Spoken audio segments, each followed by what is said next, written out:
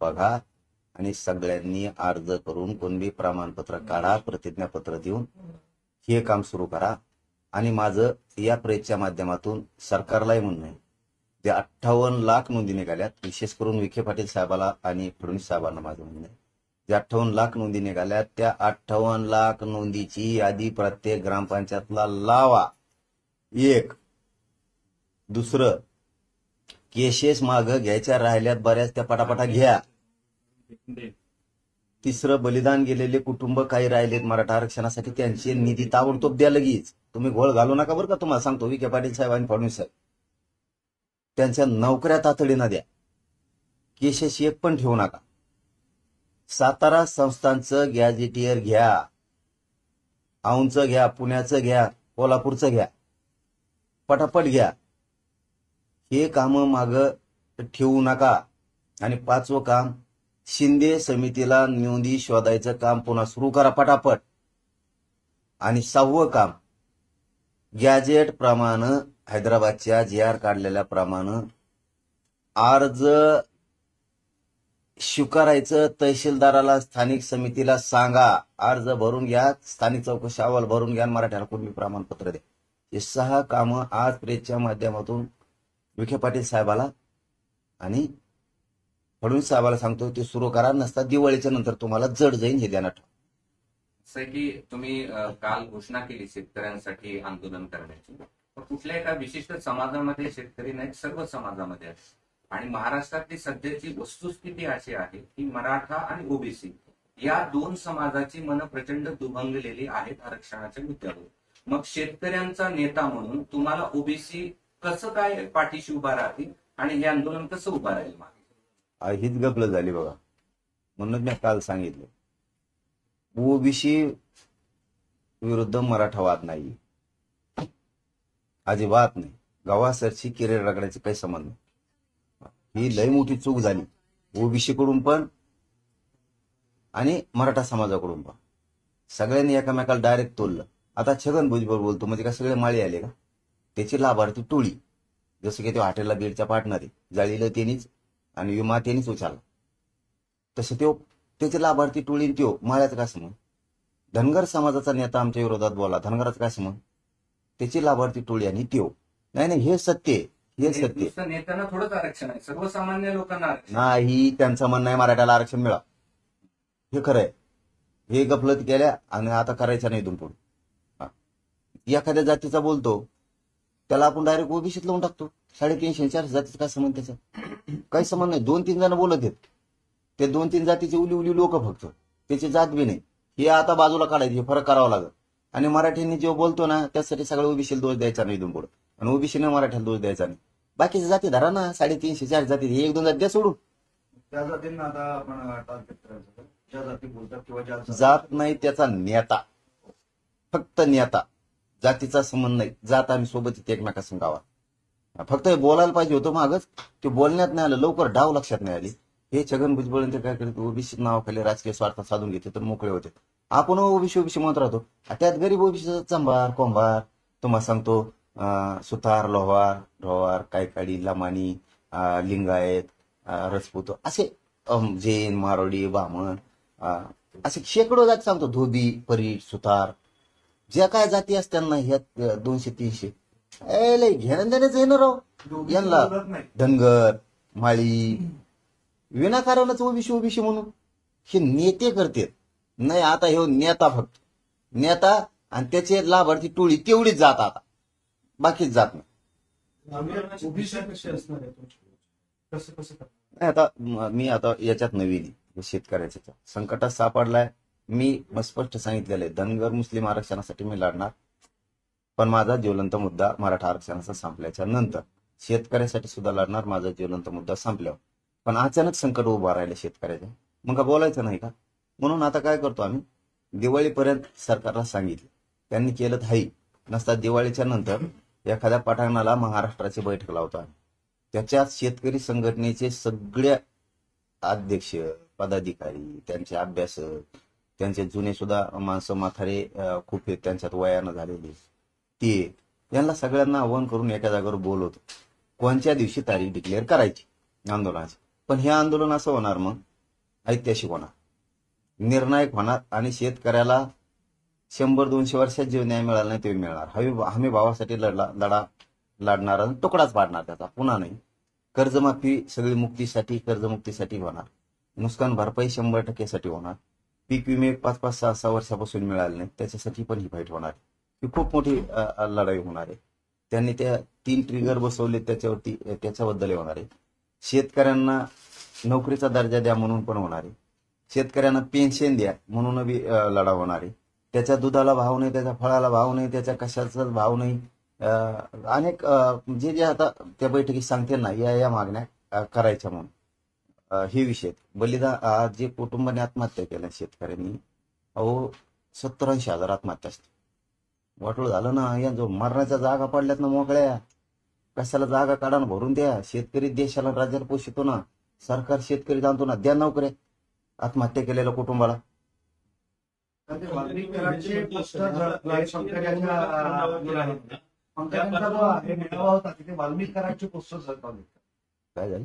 पंकजा मुंडे यांचा जो मेळावा होता तिथे वाल्मिक कराडचे पोस्टर घेऊन काही लोक होते.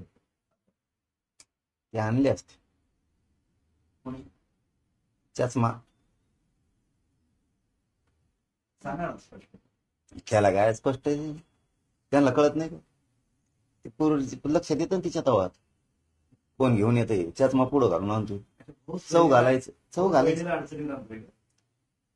बापाच्या जागा कामाला डाग लागला पाहिजे ना, मग कोणी लावायचा? यायचं चष्म्यावरील घेऊन 10-5 जण लारडा करायला लावायचा, चांगल्या लोकांना डाग लावायचा. धनंजय मुंडेंनी करायला. मी काय म्हणू मला काय करायचं?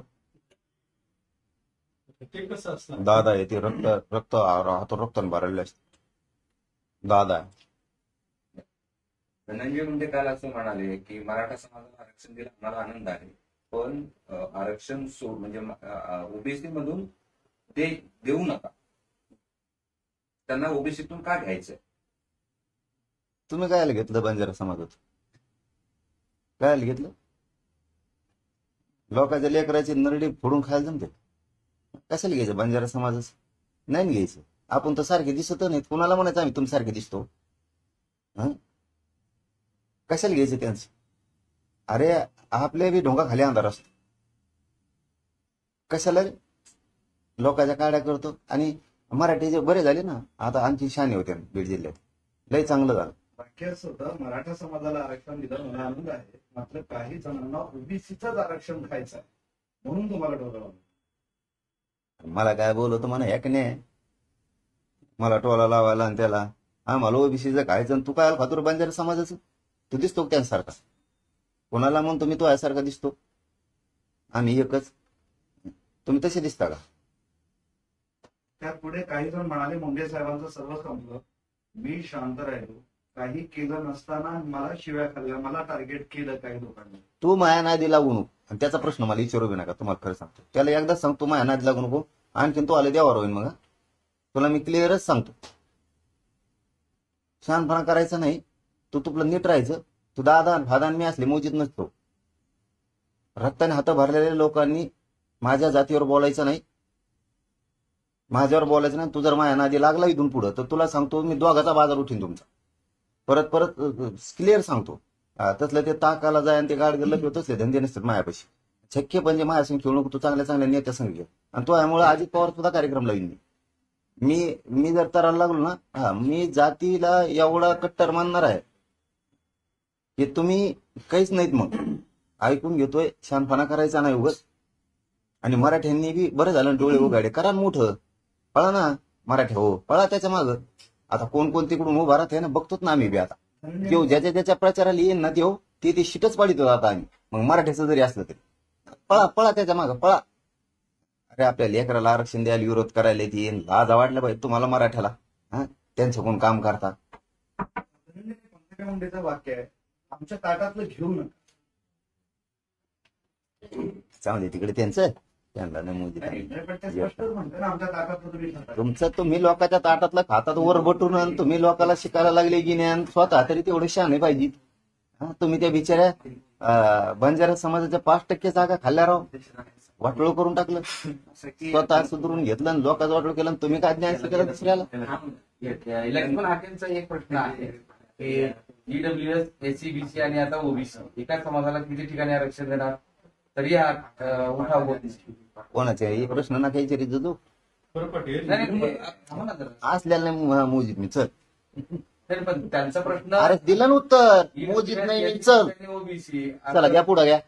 ते धनंजय मुंडेंनी कट ऑफ लिस्ट सांगितली आहे की ओबीसीची कट ऑफ लिस्ट जी आहे ती 485 आहे आणि ईडब्ल्यूएस ची कट ऑफ लिस्ट 450 आहे. म्हणजे 485 घेऊन नापास झालो आणि जर 450 घेतले असते तर पास झाले असते. कोणाला फसवतात?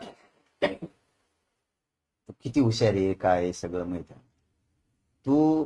तुला पुन्हा एकदा सांगतो मी, दुसरी बार आता तू माया नादी लागू नको. शहाणा असशील तर आणखीन तो हातातून वेळ गेलेली नाही आणि तुमच्या दोघाच्या पण गेलेली नाही. माया आणि माया जातीच्या तुम्ही आणखीन तरी नादी लागू नका. छगन भुजबळचं ऐकून तुमचा लई देवारा होईल. तुम्हाला सांभाळायला वाचायला कोणी येणार नाही. तो हो राजकीय करिअरचा एवढा देवारा करून टाकतील. तुला नादी ते ना आता ते छगन भुजबळ ते आणखीन तुम्ही कोण कोण माकडा आणतात तिकडे दिडात मिळतात सगळं माहिती आहे मराठीवर बोलायसाठी. तुम्ही मराठीच्या माया नादी लागू नका. तुमचा लय बेकार होईल. तुमचं नामोनिशान जाईल राजकारणात, नामोनिशान. आणखीन तुमच्या हातून संधी गेलेली नाही. तुम्ही फरक सांगू नका, आरक्षणावर बोलू नका, कारण तुम्हीच लोकांचा खातात आणि तुम्ही कोणाला म्हणता आम्ही तुमच्यासारखे दिसतो आणि तुम्ही आरक्षण खात. त्याच्यामुळे तुम्ही माया नादी लागू नका, समज लागू नका. आणखीन बी हुशार व्हा. तायवाडे पण तुम्हाला आता ठरवून टार्गेट केलं जातं, म्हणजे तुमच्या विरोधात बोलल्या जाते. तुम्ही आतापर्यंत जी भूमिका मांडली त्याच्या विरोधात भूमिका मांडण्यात येते आणि मेळाव्यांमध्ये मांडण्यात येते. संपून जातील, संपून जातील. मराठी संपून टाकतील त्यांना. ते ज्याच्या ज्याच्या प्रचाराला येतील ते शिरबी पाडीतील मराठीचं जरी असलं तरी आणि त्यांनाही पाडून टाकतील. आता मराठी हुशार झाले आणि मराठ्यांनाही सांगतो कडवट राहायचं आता. ते बोलत येत आणि गप्प बसतेत आणि निवडून आल्यावर मग म्हणतात आलो पण निवडून आम्ही. मधल्या काळात गप्प बसतात. मराठीला वाटतं जाऊ दे आता सोडून दिलं रे आणि मराठीचं मतदान करतात त्यांना आणि पुन्हा मराठ्याला डोची देत आलोत का नाही निवडून.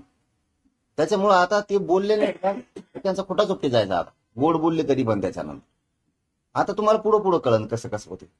तायवाडे असं म्हणतात की मनोज जरांगेंनी मुंबईमध्ये जे आंदोलन केलं होतं तेव्हाच म्हणाले होते की हैदराबाद गॅझेट लागू झालं.